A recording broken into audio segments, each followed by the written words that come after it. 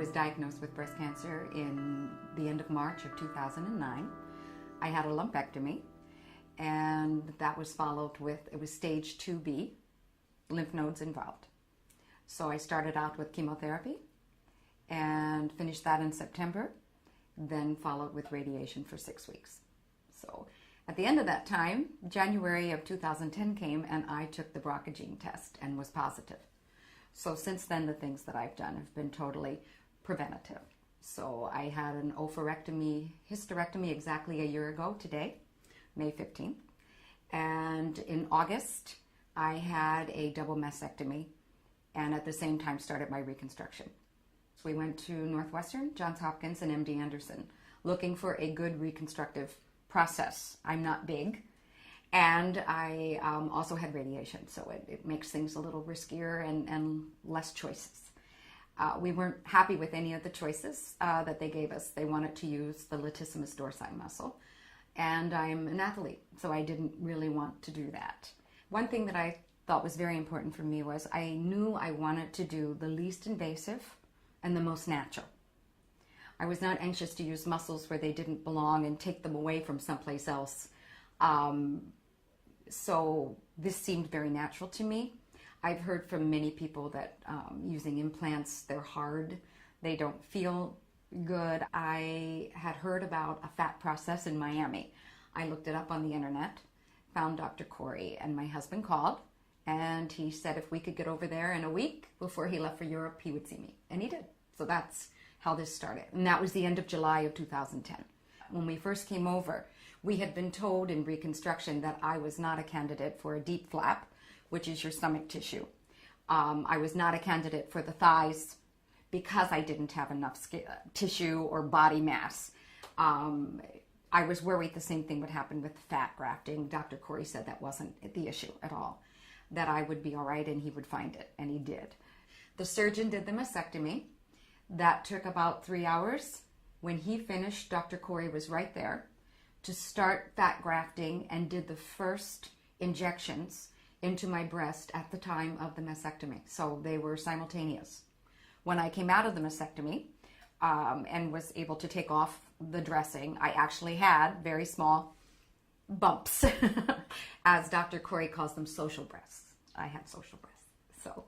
So that was already there from the first procedure. Second procedure, he was able to do more on the right because that breast was taken off totally for preventive purposes. There was no radiation there. The second breast takes longer because I have the scar tissue from the radiation. So it's taken him longer there to pull the tissues out and insert the fat. So at the same time, what he was doing was breaking up the scar tissue on the radiated side, which has been very helpful for me because now it's much softer, it's not hard, and I can feel. So that's my big benefit, is that I can feel both breasts, which is great.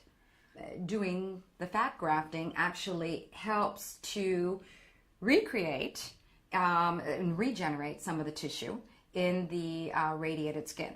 And so we were looking forward to that as a second side effect to actually the reconstruction. And I think it's working.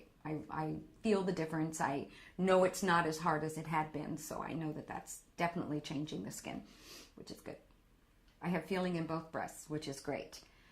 More in the right now, but definitely have feeling in both. I know that that wasn't an option with implants, so a big plus.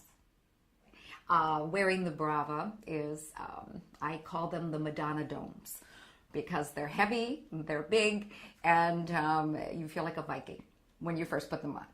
You can't do much in the way of wearing them because they're much bigger than you are, but you get used to it. I wore mine primarily at night. I would put them on around 9 o'clock in the evening and wear it close to 7 o'clock in the morning. So I would get my 10 hours primarily in the evening. So I was not using them to do anything active during the day.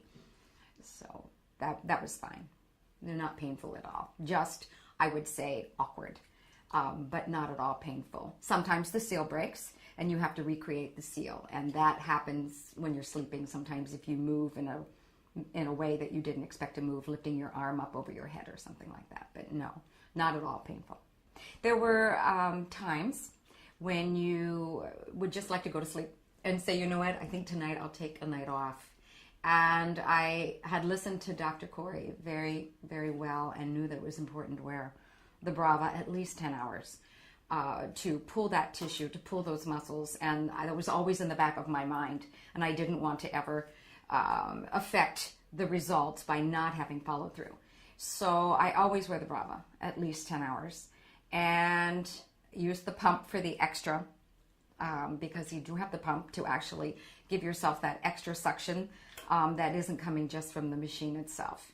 After the fact is just equally as important. So I am wearing it now, I think, more for molding and shaping, which when they're putting in the fat, they can do all they can, but they can't make it shape like a breast. And that's what the Brava does. So I've noticed that. And since my third procedure, I've seen that even more.